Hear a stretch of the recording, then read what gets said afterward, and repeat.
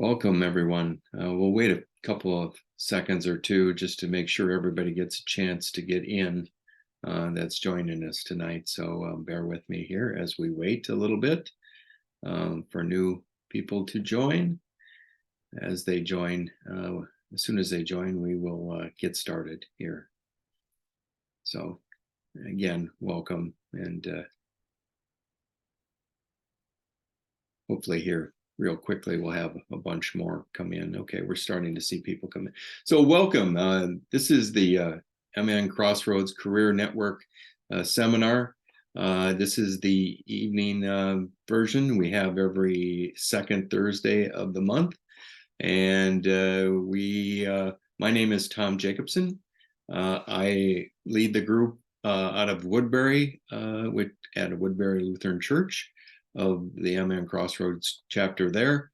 And starting next week, next month, we will be in person at Woodbury Lutheran Church at 7 p.m. on November the 9th.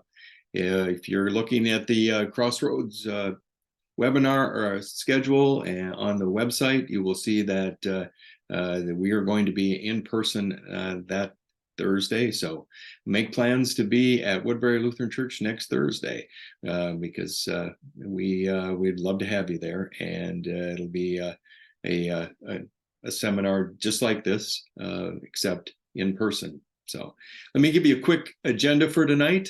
I'll be doing this brief introduction, and then after I'm done speaking, I will introduce a video by Mike Fisher.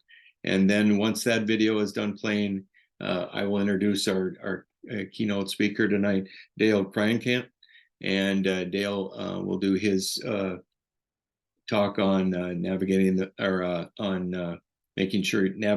emotional journey of transition. So I look forward to hearing that, and I hope you will too. I'm sure it'll be very, very inspirational and helpful. So I'd like to start out with a Bible verse tonight. Ephesians 2, verse 10. For we are God's masterpiece. He has created us anew in Jesus Christ, so we can do the good things He planned for us long ago. God made plans for us long ago, and it obviously included some transitions and things that we had to overcome and work through, some obstacles that are necessary. And He gives us the strength to do that. And He gives us the opportunity to talk to Him through these problems that we are dealing with. And through that, we can find ways around the obstacles that we have to overcome and get great hope in the fact that we know that He's there to help us every step of the way. And this should be comforting to everyone who's in transition, that God has a plan, and that all we have to do is find that path and walk down it, and we will be back where we need to be very soon. So have hope, great hope. To me, having hope in transition makes a big difference for finding a better career opportunity, for just walking the right path, to be with great people, and enjoy what we do on a day-to-day basis. So hope is the basis for everything in my life, and through Jesus Christ, we have that opportunity through God's word and His plan for us. Let me quickly have a quick prayer. Dear Heavenly Father, thank you for bringing us together tonight to hear what Dale has to say, his emotional message for us all who are in transition. Give us the power to do what we need to do to overcome the problems that we will face in our transitions. Help us to talk with you in prayer, to get the guidance that we need, to do better in interviews, to ace interviews, to find the right opportunities, to find the right connections, to do the things that are necessary for us to get back on track, or to find a better opportunity than we have today. We're looking forward to that next opportunity and that next challenge that you have in your plan for us. In Jesus' name we pray. Amen. So at this time, we're going to play a video, I am second video, from Mike Fisher, who was a hockey player and had a dream to be a hockey player. And he is going to share his look at what it was like being a young man and hoping to be and live out his dream. And he'll share more than that with you regarding it.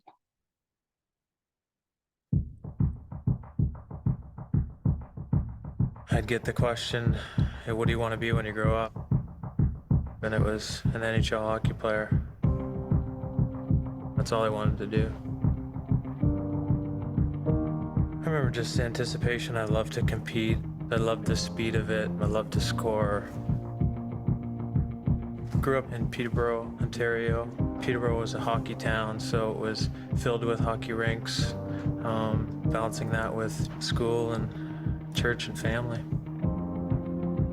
You know, hockey is stats related, performance based, and that kind of, I think, carried over as a kid into just trying to be a good kid. At 6 years old, I was about to go to school, and I asked my mom if I could ask the Lord into my heart, and I still remember where, and on my knees, and prayed with my mom. At 6, I don't know if you really understand everything. You definitely don't, but it's definitely a start. I left home at 17. I was drafted into the Ontario Hockey League, so I went away at 17 and left family and friends and security of kind of home church. And I was playing with 16, 17, 18, 19, 20-year-olds, and I struggled. I was trying too much to maybe fit in, and I was focusing for so long on what I can't do. I can't swear, I can't drink, can't have sex, can't do all these things. Meanwhile, inside, I'm not focusing on that relationship. It was hockey took over. At 19, I make it to the NHL. I'm making a great salary.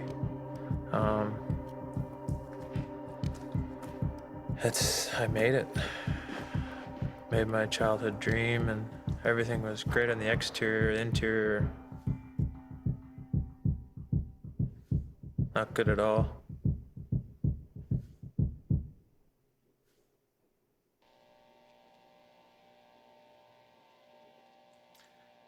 Yeah, I remember signing my first contract. I was 19 years old. Just kind of a little bit unbelievable. You know, that's every kid's dream, is to sign a contract. And I remember going out that night to a bar,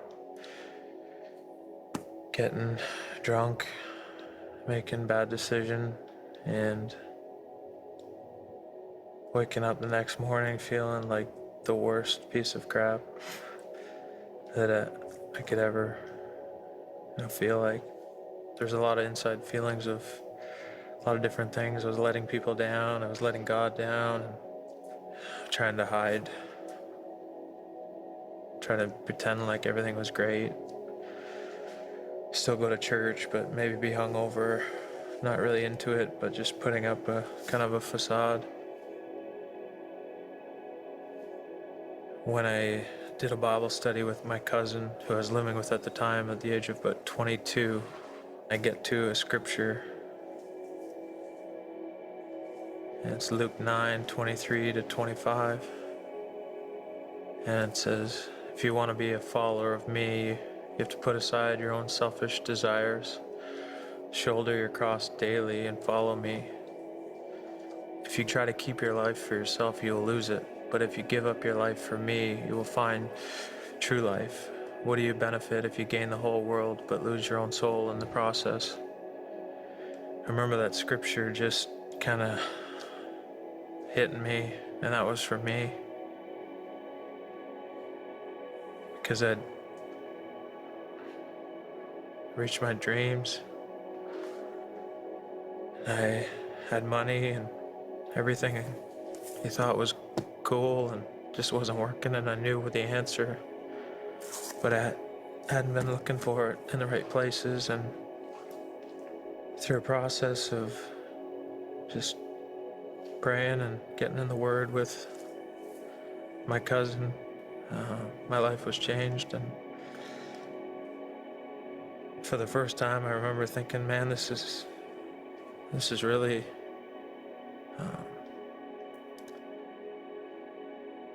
real. It wasn't because of my parents. It wasn't because I was supposed to be in church, but it became real to me, and it didn't happen overnight, but slowly God changed me on the inside, and I started to not worry about the don'ts, but just focus on just pursuing Him. And slowly God started to just bring up stuff, started to confess things in my life that I wasn't proud of, and slowly God just kind of released that. It wasn't religion anymore, it was a real relationship. And that was awesome.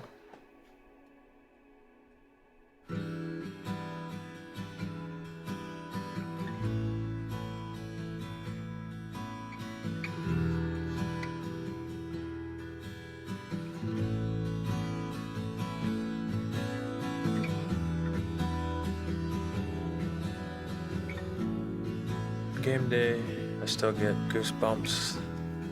Thankful to be able to do what I love to do. I fail.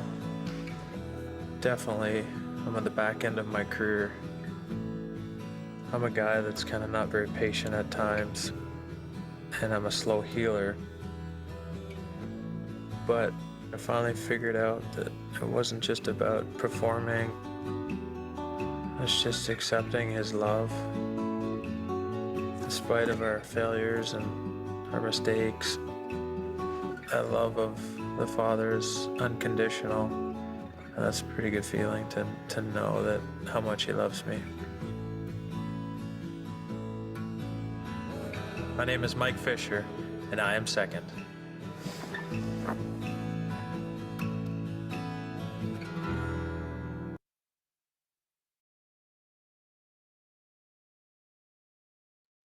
Okay, well, that was a very good video. I enjoy that. I've watched it several times. So, but I get something additional each time I watch it. So I just it you can go to the I Am Second website and check it out again if you're interested. At this time, I'd like to introduce our seminar speaker tonight, 𝙬𝙖𝙫𝙞𝙜𝙖. And Dale is a speaker and president of Thriving Through Transition, and he has a book. He has a lot of other things that he has done, and if he feels the need to share them with you, I'll let him do that. But I've enjoyed seeing Dale a couple of times now, and I'm going to sit back and watch and try to learn a little bit more again tonight. Dale, the floor is yours. Enjoy. And for those of you who have questions, Dale, do you want to receive questions through chat? Sure, happy to do that. Okay. Would you like me to interrupt and read them to you, or are you going to monitor it? You know, we'll kind of pause as we get a little later on. If you find one during it, you just flag me. Okay, very good. So yeah, well, Terrific. hey, it's great to be with everybody tonight. I want to spend some time first helping you get to know me. And one of the best ways that we do that is we share our story. And the story of what's going on with you and your career and recently whatever got you into transition is often something we don't get to share with many people because, of course, we've got to be all buttoned up and put our armor on and be really good and positive and put that image out there that we think everybody needs to see. But sometimes it's really hard what we go through. My story begins really a little bit more than 20 years ago, actually 20 years ago this past February. I was the head of human resources for the third largest medical center in the St. Louis metropolitan area. We had a little bit more than 4,000 employees. I'd been with the organization for about 25 years, so I'd kind of grown up in the organization. I have three sons, and at that point in time, I had two in college and one in private high school. So I was in the middle of the cash flow years, but those are negative cash flow years for any of you that have kids in high school and college. Seems like there's more money going out than is coming in. Our organization had a new chief operating officer. He had started with us the previous year. And one of the things he continued to push at us as a senior leadership team was, I think we have too many employees for the revenue that we take in. Now, our organization rarely laid people off or anything like that. And so over most of his first 10, 11 months that he was with us, that was a conversation he continued to bring up. And ultimately, we as a leadership team, when we looked at the numbers, said, yeah, we need to make some changes in that. And we began that process. Well, I had three responsibilities in that job because we ultimately decided that leaders should take the first hit. And we had 25 leaders that were going to lose their job on the following Monday.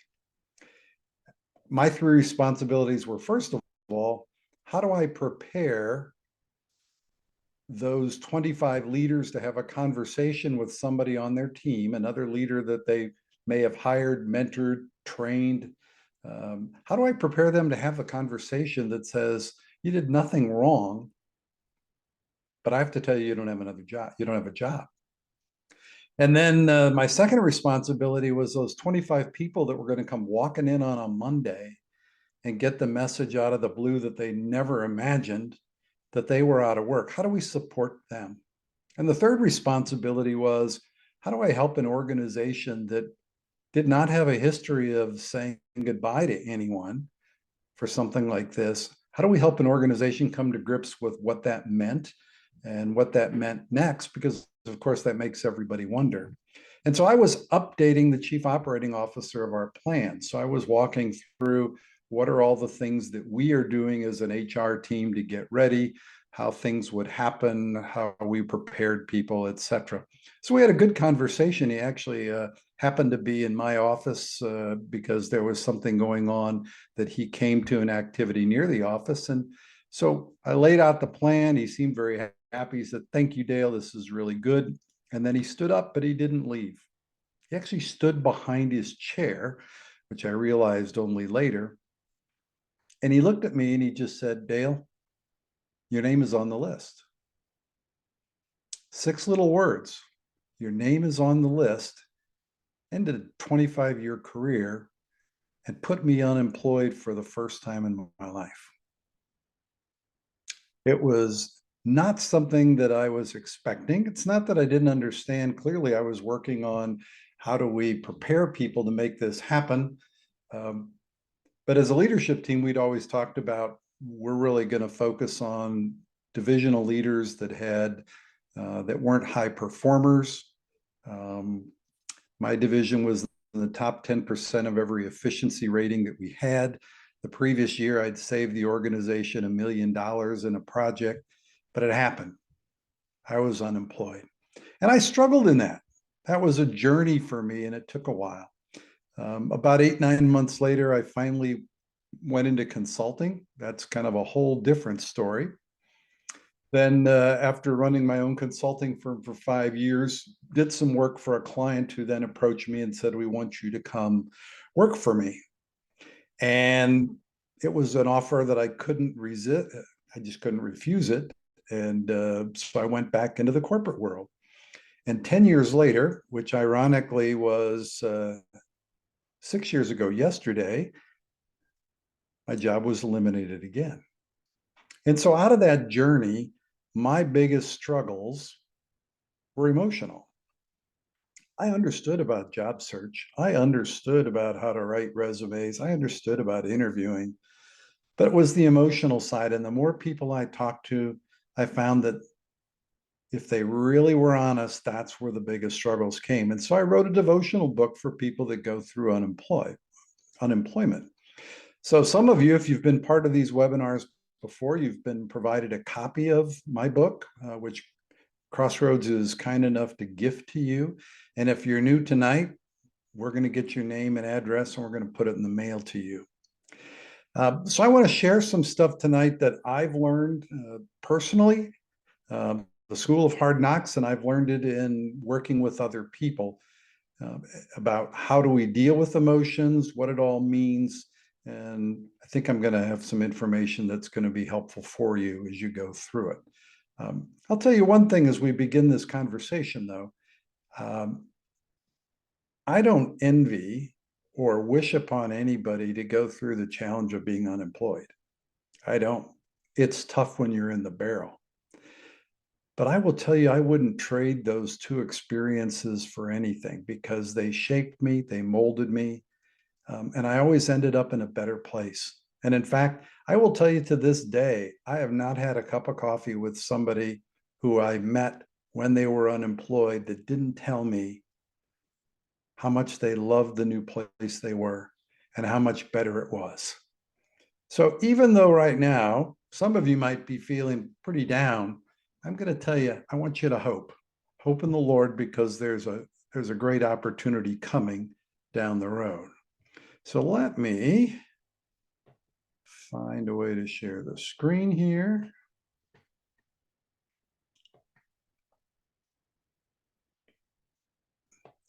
I'm slow on the technology, guys, so don't let that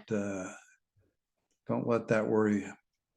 So let's kind of begin and talk about some things that I think are important for you to know. So first of all, when you go through unemployment, I don't know about you, but you tend to feel like you're the only one. I'm all alone in this. I want to share some stats with you that are pre-pandemic that usually surprise people. The 10-year average in this country for involuntary job losses. So that means somebody who lost a job because of a layoff, a job elimination, a discharge. In other words, they didn't walk in and say, hey, I'm resigning, I'm retiring. The organization, the job is no longer there. Take a guess on what you think it might be, and now be surprised. Because pre-pandemic, the 10-year average in this country was 21.7 million per year. 21.7 million is the 10-year average leading up to the pandemic. Those numbers are going to be distorted because of the pandemic, so I always go pre-pandemic. But think about that. The best economy in this country in 50 years, and yet 21.7 million people were losing a job. And if you don't know how big 21.7 million is, let me put it closer to home for those of you that live in Minnesota. It's every man, woman, and child that lives in your state and the 2 states east of you, Wisconsin and Michigan. That's 21.7 million. And that happens every year. So there's a lot of people around the country that are going through the same thing that you're going through. Second thing I want to talk about, and I think it's really important to recognize, is there are 3 lies that we often have whispered into our ear by Satan that you need to recognize, and you need to make certain that you don't believe them. They're lies. Now, you may get all 3 of them. I did at times. You may only get 1 of them, but trust me, they're going to appear somewhere for you. So let me talk a little bit about what those 3 are. The first one is what is most often felt. I'm a failure. As if I did something that caused my job to be eliminated. Or I've lost the job and therefore I've let my family down. So I've failed. If you're a leader and you had a team of people, chances are you were a buffer for them between some of the things that they didn't need to know about. And all of a sudden you're gone, which means the buffer's gone. So we often feel like, I'm a failure. I've left my team all alone. I'm here to tell you, you're not a failure. A job went away. That's not failure. This is an opportunity for you even though it doesn't feel that way right now, but you are not a failure. And yet that's going to get whispered into your ear. Second, I'm helpless. Now, where does that come in? Well, that comes in for different people, different ways, but I'll tell you two that are a little bit more common. The first is, if you've not been looking for a job in, say, 15 years, the job process is completely different than it was that you knew.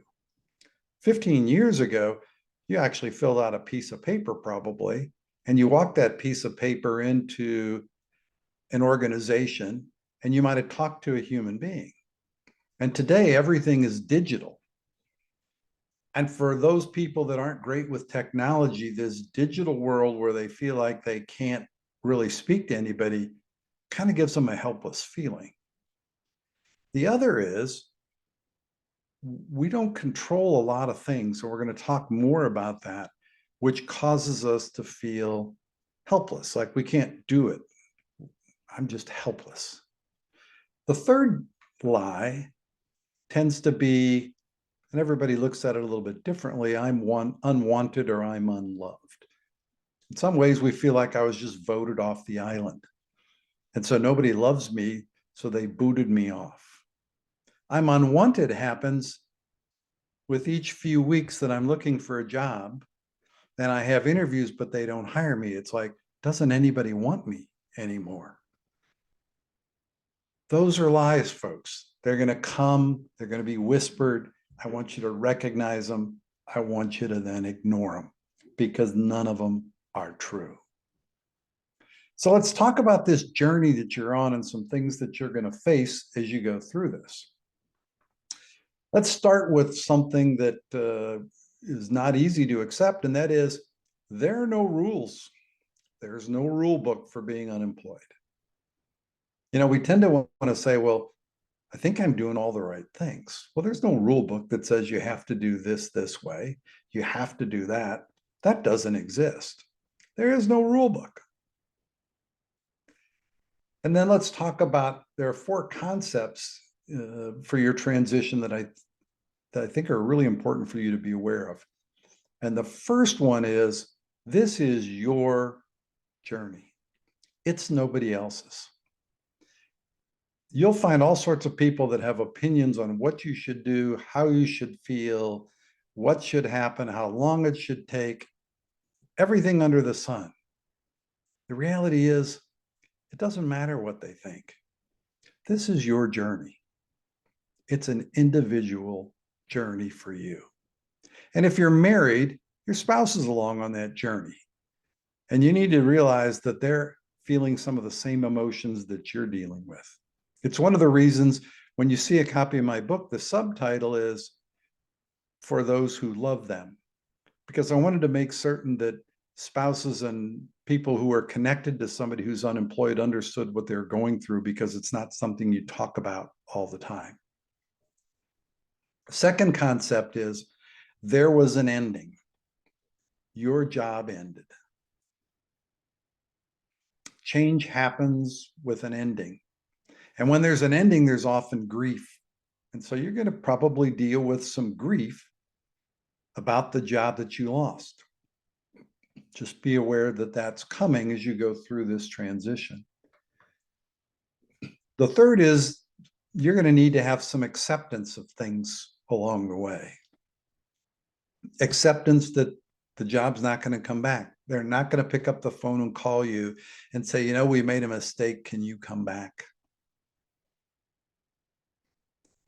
It doesn't matter why. It doesn't matter how it's happened. What you control is moving forward. And the fourth concept is one of time. Time's kind of, I found it to be really difficult. I'm a lover of the game of golf. It's kind of my mistress in life. And what I found was, because somebody will tell you, you have to spend as much time working to look for a job as you did in your career. Well, as a leader, I used to spend 50, 55 hours a week on my job. I couldn't find 50 to 55 hours a week to do job search. And I got conflicted about time because I got conflicted thinking, well, if I'm out playing golf, that's the day I should have not been playing golf because this new job got posted. And so now I won't be the first to apply. And then if I was working on job search and there was nothing happening and I looked and the weather was good, I'd say I should be out there. So time is a struggle, and we want this to end now. And yet time is uncertain. And that's going to be a challenge as you go through this, is the uncertainty of the time. I was watching TV one night and the news anchor said, hey, we're going to break to a story of a young woman who escaped an attack of a grizzly bear with a pistol. And immediately they cut to a reporter up in Northwest Canada who was interviewing a young woman who looked to be in her late 20s to early 30s. And the reporter said, can you tell us how you did it?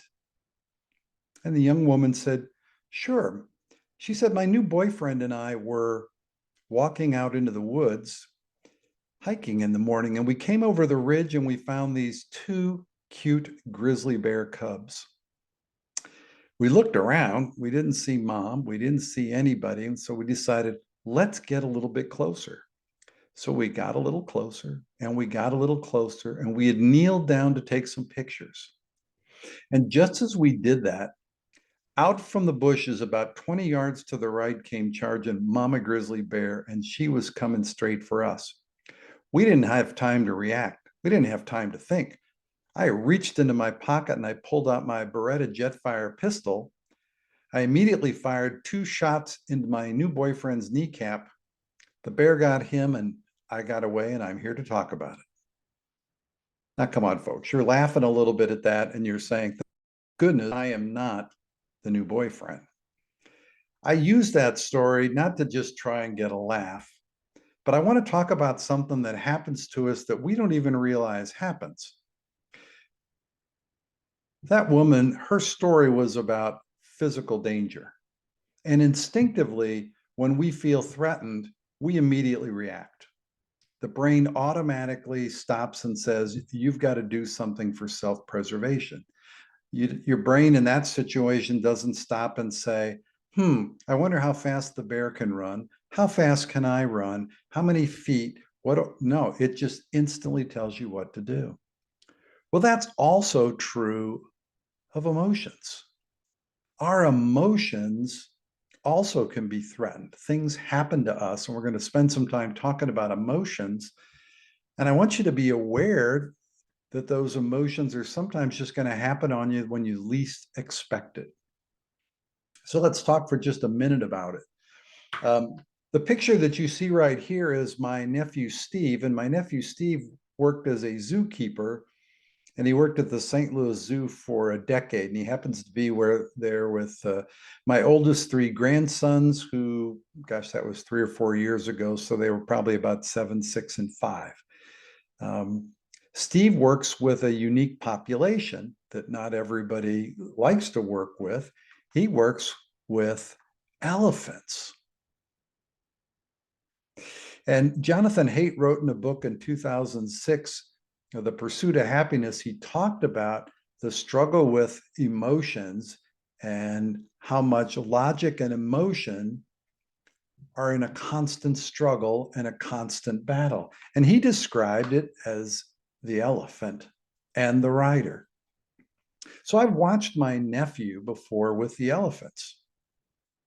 And I will tell you that my nephew with those elephants, some days he can get them to do all sorts of things. So the picture that you're actually seeing on the screen, if you look at it, the elephant's up on their hind legs and one foot's up in the air. That was at the command of my nephew.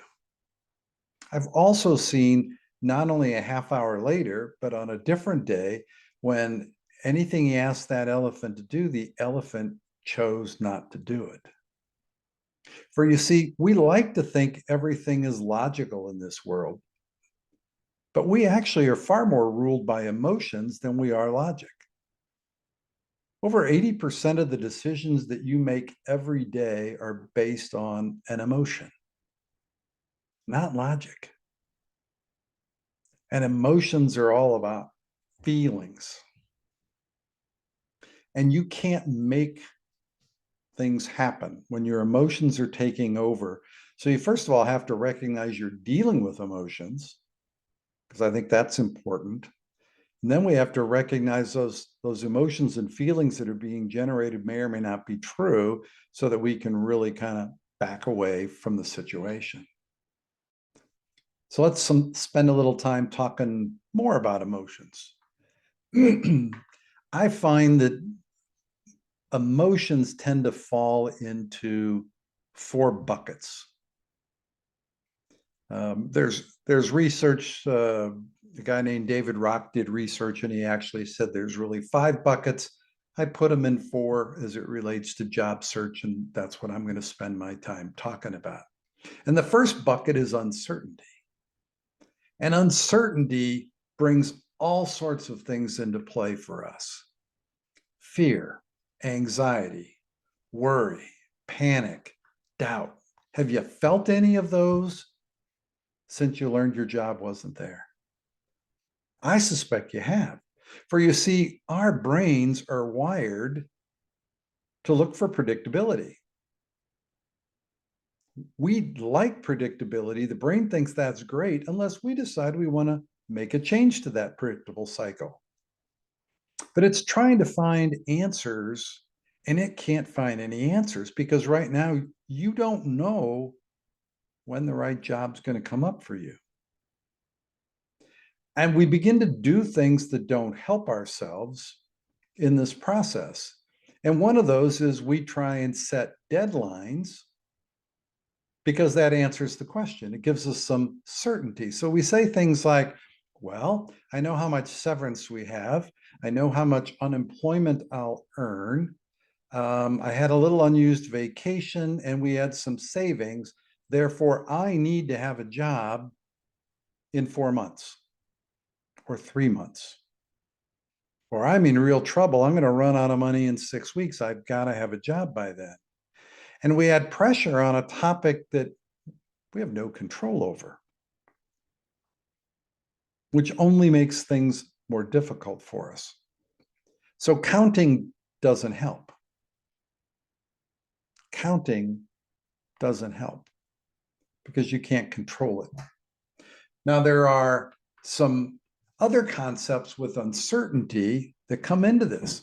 Our brain begins to say, all right, I don't have the job, but what's it going to take? Is this going to be permanent? Permanence is the concept. Is this 5 days? Is 5 weeks? Is it going to take 5 months? Is it going to be forever? Is this going to be the way it is going forward? And that becomes really uncomfortable because, again, we want it to end. We want it to end now. If I told all of you, you know what? You're going to have a job and you're going to start February the 1st.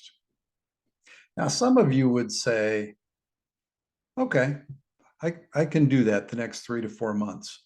Somebody else that's watching this tonight might have been out of work for 5 months and they're going, wait a second, I have to wait another 4 months. But when we have an ending that we know, we can adjust. Right now, you have something that makes it difficult to adjust. And so one of the triggers about this is those time expectations. So I want you to shorten your horizon as you go through this. Don't focus on, I have to have a job by a particular date and a particular time. Stop and ask yourself, let's just focus on what I need to do today. What's within my control today? Focus on that. Focus on a week, but don't stretch those horizons out further because it's only going to add more difficulty for you. The second one, identity. This one also caused me a lot of trouble. In fact, it might have caused me more trouble. I don't know whether you identify with your job or not, but I certainly did.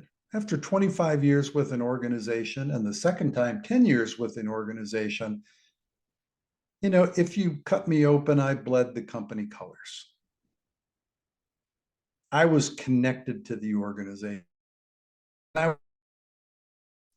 So when I introduced myself to people, I said, "Hi, I'm 𝙤𝙤𝙤𝙤𝙤 I'm the head of human resources for," and I would tell them who I worked for. Now, there are things that are far more important than that in my life. I've been married to my wife now for almost 45 years. We were blessed with 3 sons. Today, we're blessed with 6 grandchildren. But I always led with my profession. And all of a sudden, I didn't have a profession. I had a profession, but I didn't have a job. And I got uncomfortable because I didn't know what I wanted to say. Now, I'm an extrovert. I like being around people, but I started backing away and retrenching because I didn't want to be around people, because then I had to introduce myself. I didn't want to introduce myself. I was uncomfortable. So with identity, we bring in those questions of who am I? And then because my identity's been rocked a little bit, I feel kind of embarrassed. Like I'm the guy that's unemployed. It's as if there's something stamped on my forehead that says, this guy doesn't have a job. So I feel a little shame, a little guilt. And trust me, when you tell people that you're unemployed, some people are going to go, man, I'm sorry to hear that. What can I do to help? But some other people are going to say, oh, I'm really sorry to hear that. And they're going to walk away. It's as if you just said, gee, I have cancer. Your pride is impacted. That little lie comes in, I'm a failure. Kind of feel irrelevant. Nobody needs me. I don't know who I am. So we begin to judge ourselves, and that's an unhealthy situation. And I talk about these emotions as we go through this. It's so that you can be aware that they're happening to you and not be surprised by them. Let's go to the third bucket, control. Do you like to be in control? Do you like to have authority? I did. I'm a type A driven personality. And I suspect, I don't know how many of you are on this watching it, but I suspect a lot of you are the same as I was. And when I don't control things, a lot of other emotions start creeping in.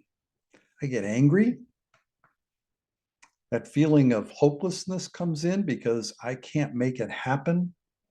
Even sadness that I can't make it happen because I like to be in control. I actually had a conversation with a guy, and his name was Keith, and he had been unemployed about a week. I got a phone call from a friend and said, hey, my buddy lost his job. Would you have a cup of coffee with him? And so I said, sure. So as I'm talking to Keith and he's telling me about what happened, and then he's telling me about what he's really looking for, then he said to me in the same breath, he said, but the company's got a job in another city that's a step down. I really don't like to do the work they want me to do, but I think I'm going to take it. And I said, Keith, why are you going to move your family to another city to a job that pays less and you don't like the work? And he says, because I can't take this. He said, it used to be when I picked up the phone and called somebody, they called back. If I sent an email, they responded. I've had a week of nobody responding to me about anything. He couldn't control it. He couldn't make it happen. And I'm here to tell you, as you go through this journey, the only thing you can control is your reaction, because we don't have the ability to create a job. We don't have the ability to make somebody interview us. We don't have the ability to make them make a job offer to us. It's out of our control. If you're a perfectionist, that's even more a struggle, because we like to make it perfect and we can't. Now, the fourth bucket comes with, I call it the delay bucket. It's one thing when things move quickly, but when you're in job search, it seems like it moves slow. People are responding to you in their time pattern, not yours. If you're interviewing in the summer, you'll often get the answer that said, well, it's going to be a while till we can get an answer because the hiring manager's on vacation and the recruiter's on vacation and somebody else.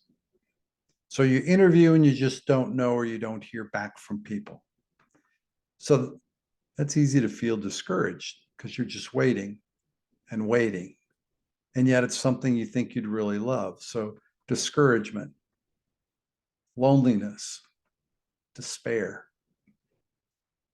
We spend a lot of time by ourselves when we're unemployed because the rest of the world's still operating in its way, but we're kind of by ourselves. And that's a challenge for many of us.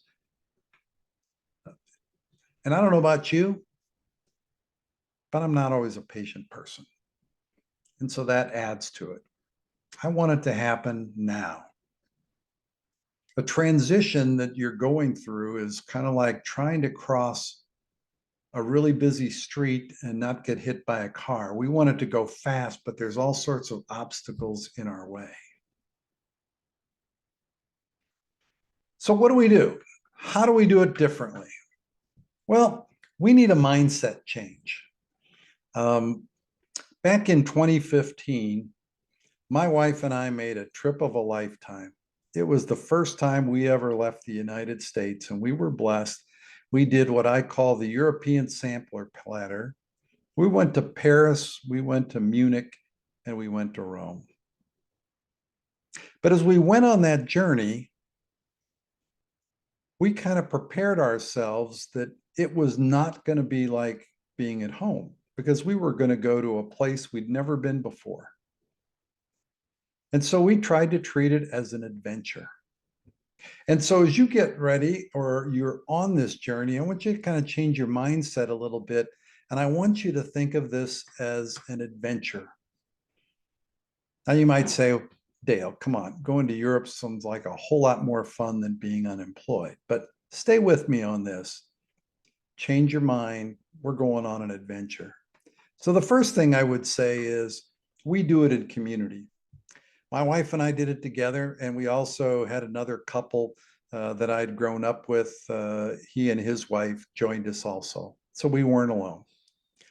Don't do this alone. You need people that are going to be in your corner, that care about you, that you can talk with, that you can be honest about. You need community. Crossroads does in person. You need to be part of that community. Because one of the interesting things about being unemployed is a lot of people don't understand it because they've not been there before. There's real value in talking to people that are going through what you're going through, to understand that other people are going through the same feelings and emotions and issues and problems as you are. So you need a good support community. The second thing is you're going to need a little humility. You're going to learn stuff as you go along. I learned all sorts of things about myself, other industries, other people, everything as I went through this journey. So get used to saying, I didn't know that. Now you do. So it's a new process for you. So swallow your pride and be ready to move forward. The third thing, be curious. I want you to have this learning mentality. You want to learn about new industries. How might my skills translate somewhere else? Yet most of us would really love to say, hey, I want to find a job with another company just like I was before, preferably the same industry and a similar size because I already know everything.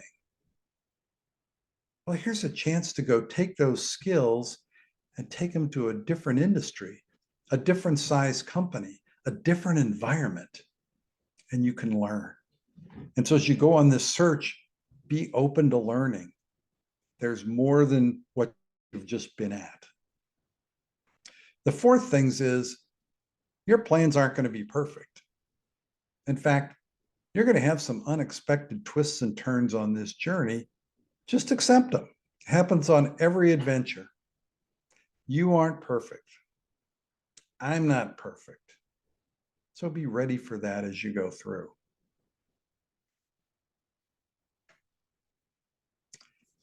The fifth thing, we sometimes need to give ourselves permission to try new things.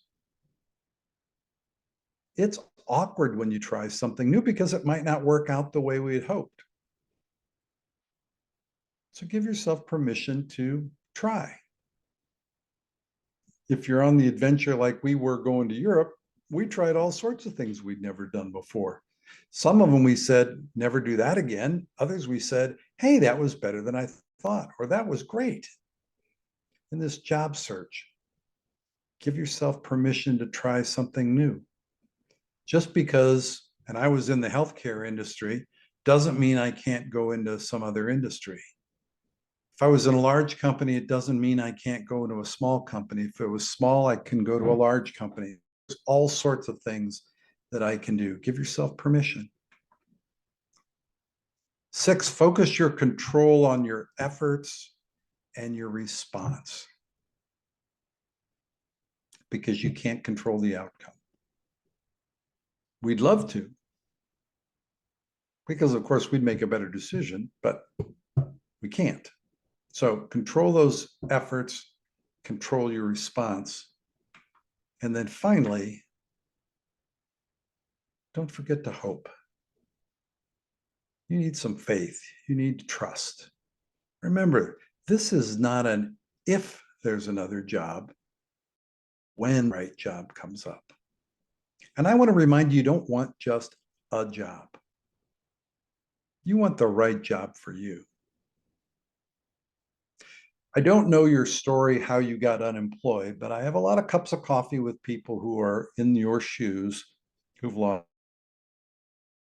And one thing I remind them is, be careful not to just jump at something just because it's a job. Because if it's not one that you like, you're going to be looking for another job again sooner than later. Right now, you've got a story to tell. My job got eliminated. I don't know why. Maybe it was an acquisition. Maybe it was a merger. Maybe it was cost cutting. All sorts of reasons for it, but you've got the story. Because other people have been through that, when you're looking, that's not the mark of Cain on you, so don't worry about that. But find the right job that is the right place for you.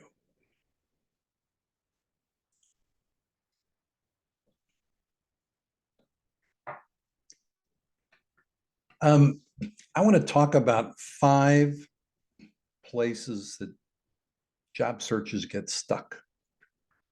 So again, this comes from talking to a lot of people who have been in your shoes.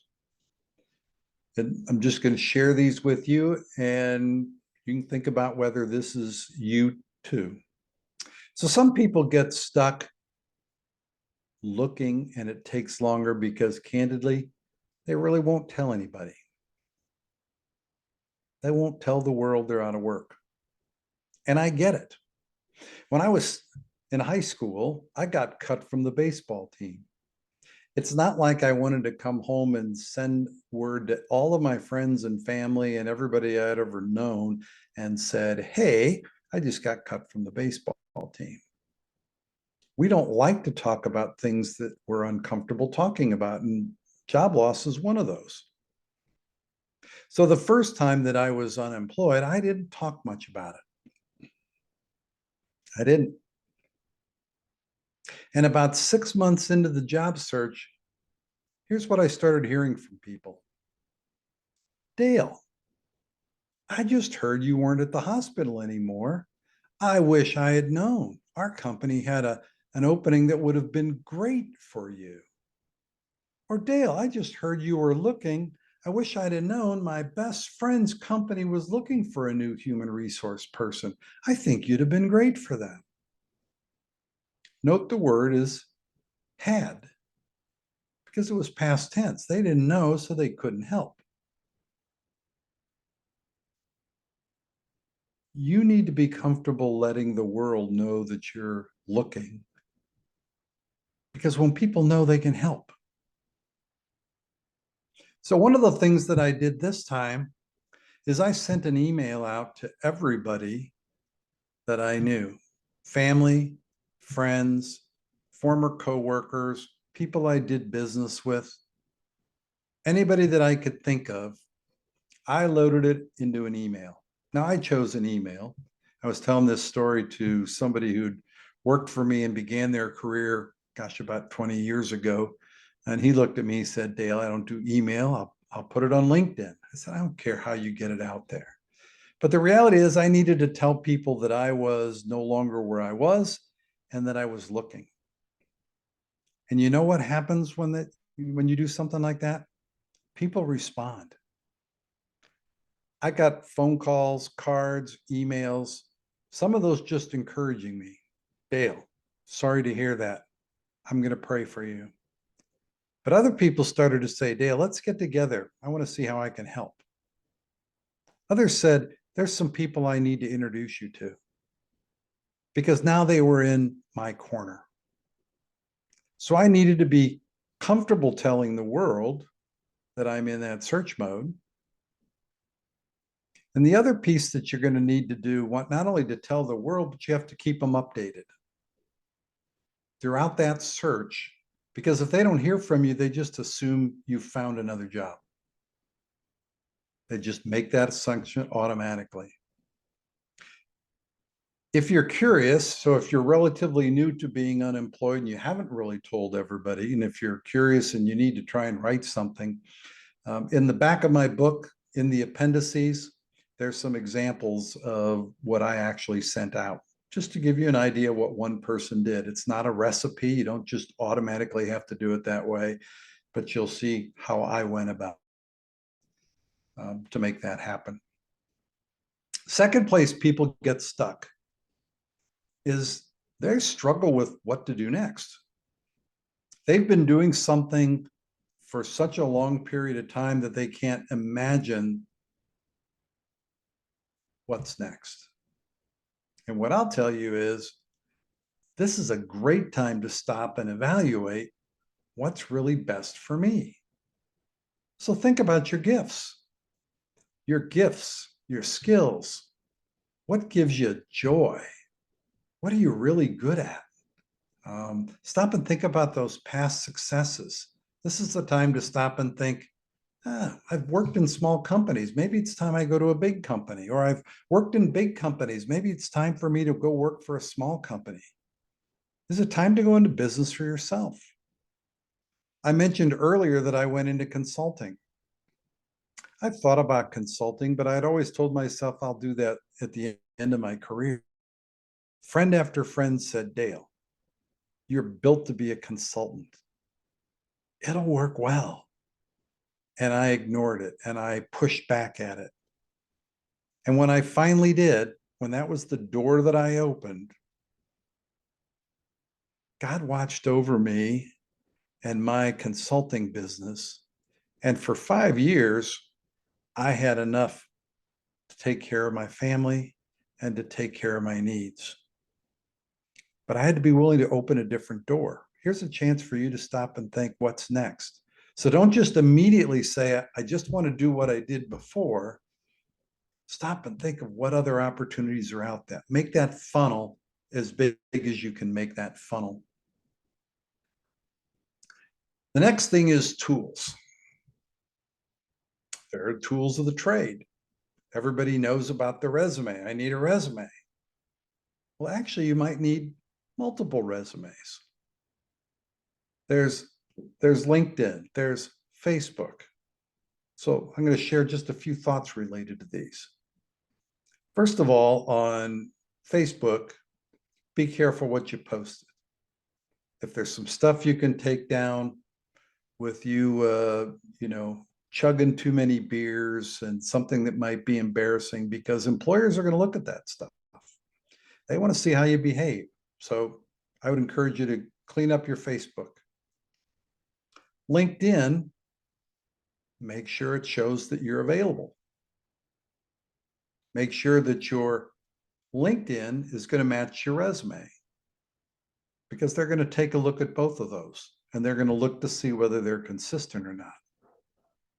Now, on your resume, there's no perfect resume. The resume isn't going to get you a job. The resume's job is to help you get an interview. And so we sometimes fixate on making it perfect. And a resume will never be perfect. I've watched people, every time they met with somebody, they share a resume and somebody might offer a suggestion and they immediately go home and change the resume. Whatever feedback you get, say thank you, but then you have to decide if that makes sense for you. I mentioned that you might have multiple resumes. My own personal story, what I'll tell you is my resume read like healthcare. And if I was applying to a hospital or any other healthcare company, my resume looked great. But if I was applying to a bank, it looked like I was a healthcare person trying to fit into a bank. So I learned that I actually had to take a resume and clean out some of the language that we use that would be instantly recognized by people in healthcare, because I was okay with working for a bank. I was okay working in different industries. So I had to kind of make my resume not look like it was as much of a healthcare one. And then I was working for a large hospital. I often had people with smaller companies say, well, you'd never be happy here. So I actually created a third resume where I took out some of the big numbers. Your resume is a tool. It's going to work for you. It will never be perfect. Changes as you need to make them. Last tip on resumes, having read resumes for over 40 years. Whenever people send me a resume and they've saved the document resume, they've just made a mistake. So make sure you put your name as part of the file name when you're saving it. And then I would always say, make sure you know where you sent that resume, because as you make changes to it, you want to know exactly what you gave to the company that's interviewing. Because I can't tell you the number of times I'd be asking questions and somebody'd say, why are you asking that? And I'd say, well, it's on this resume. And they'd say, oh, that's an old version. Or, oh, gee, did I send you that one? You don't want to be that person. Next one, networking. Networking is critical because jobs are out there that you're going to find out about when you get out and meet with people. Now, I don't know what type of personality you are. I mentioned to you, I'm an extrovert. I love getting out, having cups of coffee. If my wife had to do it, she'd probably prefer to just not go find a job because she's introverted. But you can learn that skill, extroverted or introverted. So what networking is just building a relationship and getting to know people and getting them to know you. If they know you, they're more willing to go to bat for you or listen and be aware of jobs or introduce you to somebody. That's what you're looking for. My advice is always pretty simple. Take all the people that you know and create a list. People in your A list are people that you know really well. They're friends. You're comfortable. You can screw up with them and it'll be okay, because that's going to be the first group you're going to go to, because those are the people that you practice with. You walk through your networking, tell them what you're looking for, share your resume, get feedback, ask for introductions. The B group, well, that's those people in your world that you know that are just really connected. Everybody knows one. You might know 5. They're just those people that seem to know everybody everywhere. Well, you want to meet with those people because that's a good thing. Because those are the people that can say, yeah, let me introduce you to some people that I know that can help based on how that I know what you're looking for. The C group are people that you know that have client bases. So if you know attorneys, accountants that work for an accounting company, wealth managers, anybody that's got a client list. Why? Because they like to stay in touch with their clients and help their clients out. If they can help their client out with filling a critical role, that's a good thing. So they know people. And the last group is everybody else, and just keep working through that list and be comfortable saying, can you introduce me to others? It's not an easy thing. When you begin this process, if you did 1 cup of coffee a day, some of you might be exhausted. Over time, work it to where you can get up to 2 or 3 a day. And you're meeting more new people. And meeting those new people, the potential's there to open different doors. And the last thing is, be faithful to the process. Be faithful to the process. Job search isn't easy. And there's so many times when you get up and you say, what I'm doing is what I did yesterday and nothing happened. Why should I continue? Well, you do it because it's still part of the process. You have to stay with the process. I was blessed with a wife who would routinely say to me, I'm proud of you for faithfully going out each day to look for a job. Whenever she said those words, I could just fly, because she knew it wasn't easy, but she also knew that I needed to stay with the process. And you need to stay with the process too.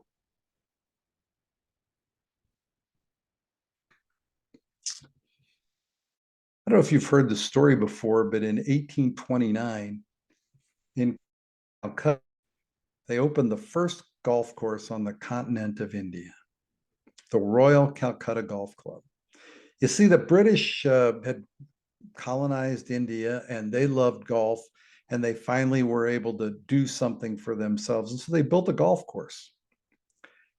But they didn't really think much about it being in a different location than they were used to playing golf.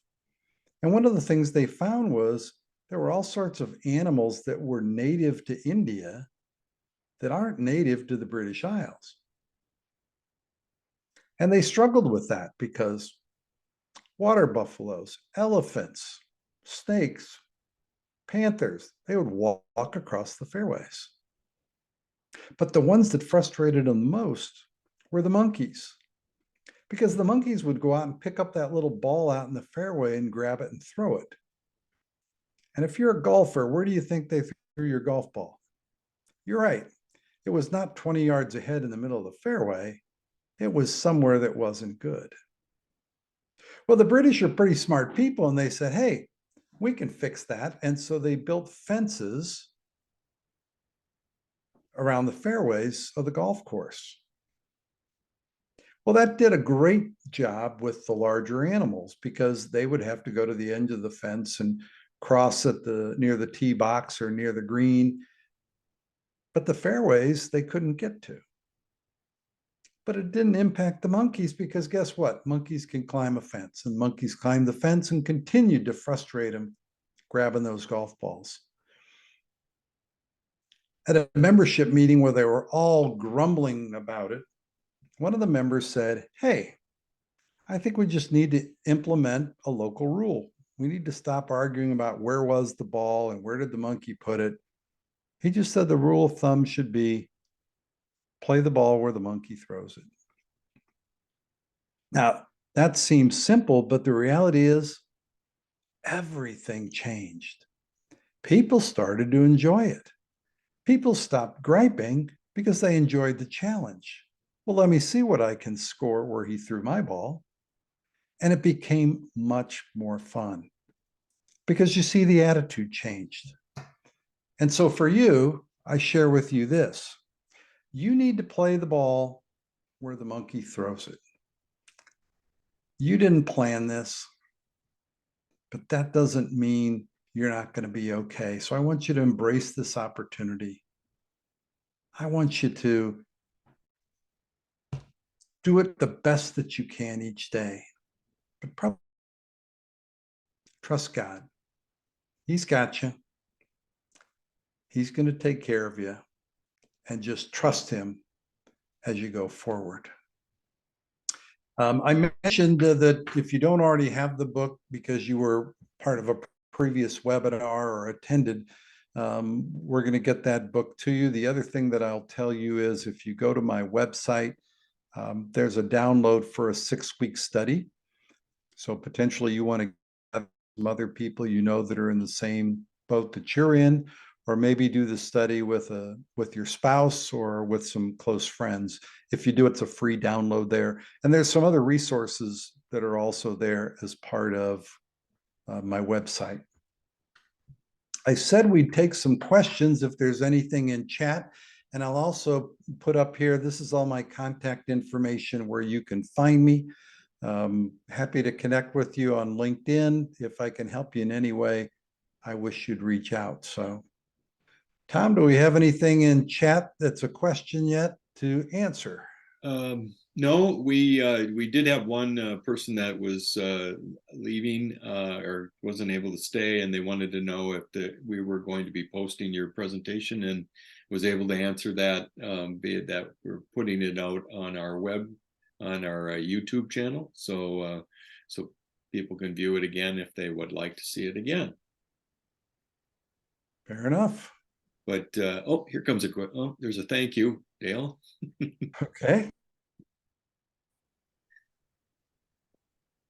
So just while if people are thinking about and writing their questions, one of the things that I wanted to say is, I mean, I think a lot of the things that you wrote in your presentation, or you talked about in your presentation, as someone who's gone through transition several times, really hit home. And I think people who are in it for the very first time and are just starting in it should really take note of everything you said, because I think we all go through it in some shape or form, and to what degree can be minimized if we're aware of it and how we deal with it. So, and I think a lot of what you put in to what you were saying will help people effectively manage their transition in a way that will hopefully make it easier, and be able to hopefully see the end of the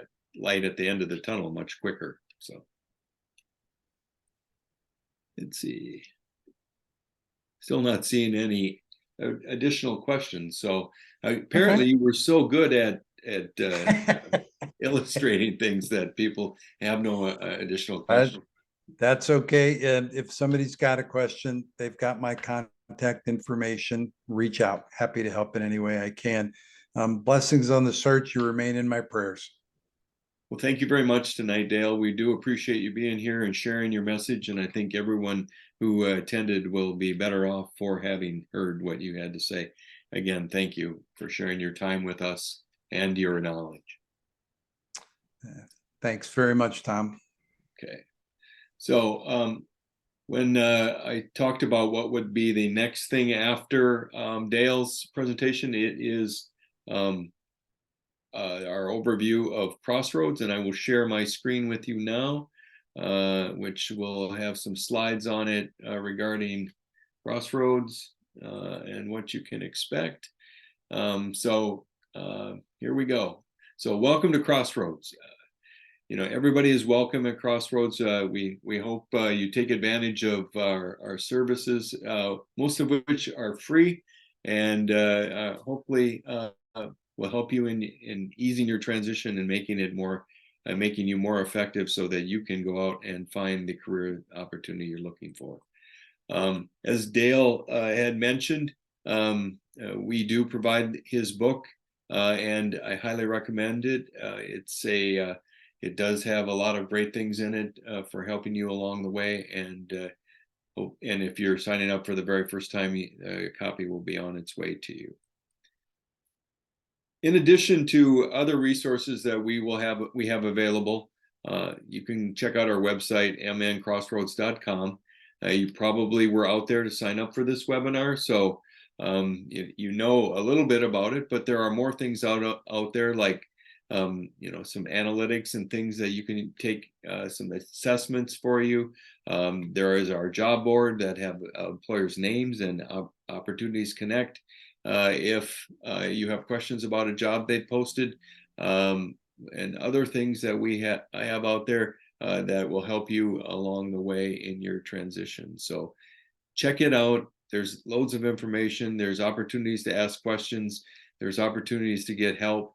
And it's just something you should do as part of your routine to learn more about what you can do to minimize your struggles in transition and how to make solutions for any problem you may have.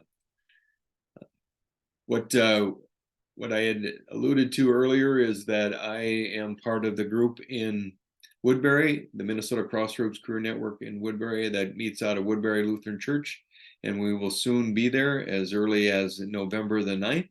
We will have our first in-person meeting in a long time. I think it's been 4 years that we've been doing seminars online, and now we're headed back to do on-site training and seminars. And our first one is going to be on developing your brand to market yourself and work successfully with recruiters by 𝙤𝙖𝙫𝙞𝙜𝙖, and it will be from 7 to 9 p.m. on Thursday, November the 9th. So come see us in Woodbury.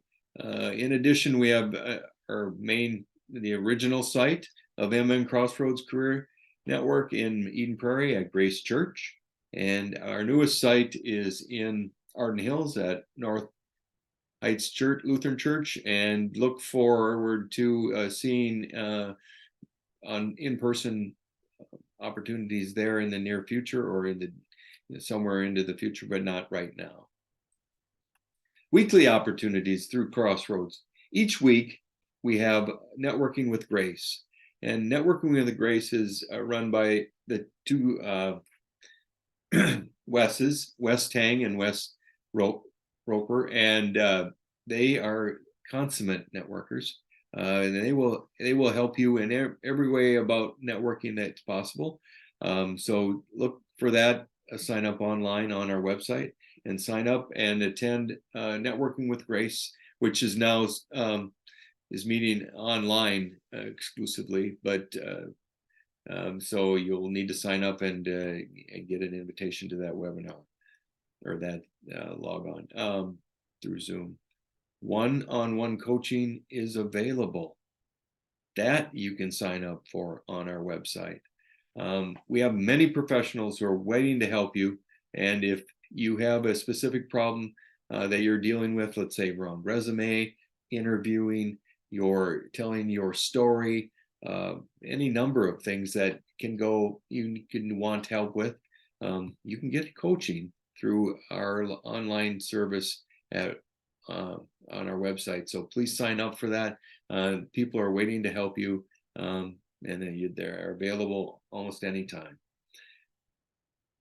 As Dale had indicated, and we've indicated many times on our seminars, transition isn't always easy, and sometimes we need a little additional help, and that help can be acquired through prayer in some cases. And we have the ability to sign up for prayer help and support through our website, and the team there, soul care team and prayer support team there, are waiting to help you.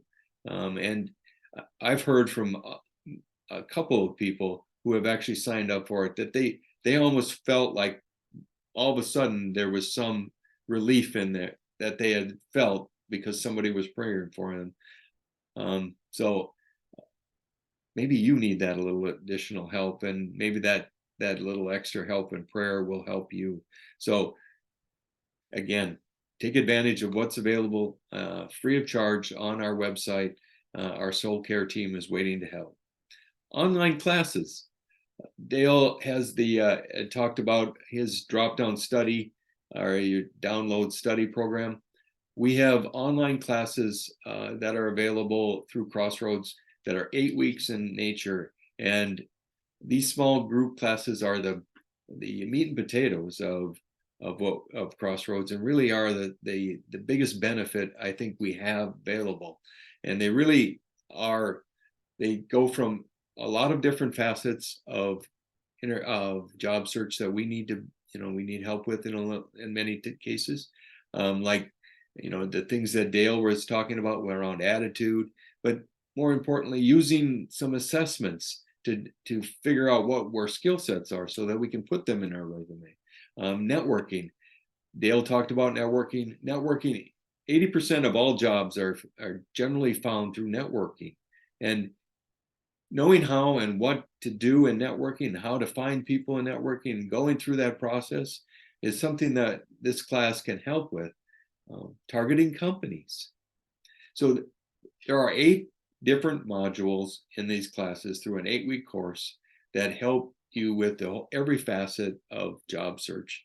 And one of the important parts of our small groups too is the light accountability, that having a support network that is involved with the class that will really help a lot of people who struggle with some of the things that are important in job search, like staying on task, understanding what you need to do on a day-to-day basis, how important different aspects are. So small group classes can really help in this manner. So if you're looking to sign up for one of our classes, it's on our website. Look under the small group classes 8-week course and sign up. We have one starting each month, so check that out and get involved in the small group class. They can make the biggest difference in your transition. Other resources we have available. We have the MN Crossroads Career Network LinkedIn group, and all you have to do is type in that particular name, the Minnesota Crossroads Career Network, in the search bar on LinkedIn website, and up will pop our group, and you can ask to join. And when you join, you'll have access to over 2,000 members. I think it's getting closer to 2,500 at this point. So again, what can that do for you? Well, you have access to people who've gone through transition. They're going to be good resources for you. You're going to find information on there about different events and things that are available in job search that you'll want to know about, so that you can be successful each day in navigating your transition. So again, and then also how to find people to network, how to target companies. You can use LinkedIn for many different things, and our group can help you in that way. I alluded to it in the response to where can you find our presentations. Well, we have a YouTube channel. It's the MN Crossroads Career Network YouTube channel, and all you do is type that in, this MN Crossroads Career Network, in the search bar, and up will pop our network, and you'll see many different presentations from different people. Let me just tell you about one from George Murray, who's written the book on how to actually network effectively, and it's called Hired. And George is a great speaker. His presentation will give you a lot of tips. There are other great presentations out there. I always highlight George because I stay consistent with that, so I don't forget anybody that would possibly be felt slighted that I didn't mention. So I only mentioned George. So additional resources that we have available. We are really fortunate to have a partner in our ministry and what we do through Crossroads in 𝙤𝙘𝙀. And 𝙤𝙬𝙀 has provided a lot of things that have helped people and help us provide our free services so people can be more effective in transition. One of the things they're doing now is they're offering 3 regular monthly seminars on the financial considerations during job transition. They're very good. They talk about the nuts and bolts things that you need to do while you're in transition. It's not a sales pitch. It's things that you can do to be effective. And I would highly recommend you, if you're having issues that you need to know about or need resources about your finances, this is a great seminar series. we can't do Crossroads without volunteers, and we have a lot of great volunteers. Each one of them has a unique story, a unique set of skill sets, and they provide everyone who is associated with Crossroads with a lot of great information and help and assistance. And we can't do it without them. They're the backbone of Crossroads. Thank you all for individual network volunteers, because we really appreciate our volunteers. In addition, if you're looking for a church home, we have the three that we're associated with: the WoodburyLutheran.org, NorthHeights.church, and Grace.church. So check out their websites, or to get more information on when they meet on Sundays or when they meet throughout the week, where you can even how you can stream their services online. It's a great opportunity to be a part of this network and really have these resources available and to have churches available for you. So that's the seminar. The web, actually, that is the Crossroads overview. If I can somehow get out of the darkness here and back to the presentation, stop sharing. That's what I want. Okay. One couple of things to wrap up. I want to thank all our contributors tonight. Harry Urschel, who's in the background running things. Thank you, Harry. If we can't do Crossroads without Harry, and thank you, Harry. Thank you, Dale. Want to let you know that you'll receive an email tomorrow with anything things that we've talked about that may be of importance to you. This recording will be again on YouTube, probably no later than tomorrow afternoon, or as late as Saturday morning. So check that out. If you're interested, we do have 8-week courses coming up, so check out the website and find those. Networking every Thursday through Networking Through Grace. Sign up for that. One-on-one help. Remember the one-on-one help. If you're struggling with your resume or you're struggling with interviewing, get some help. The prayer support is there for you too. Our next seminar will be next Thursday, the 19th. It starts at 7:30 and runs to 9. It'll be on job search techniques. So check that out on our website. Sign up and enjoy that. I hope you found this to be worthwhile tonight. I hope you found Dale's presentation some information in there that you can use. Best wishes on your search. We hope you are back soon, or we importantly hope that you find your next career opportunity very soon. Have a wonderful rest of your evening, and good night.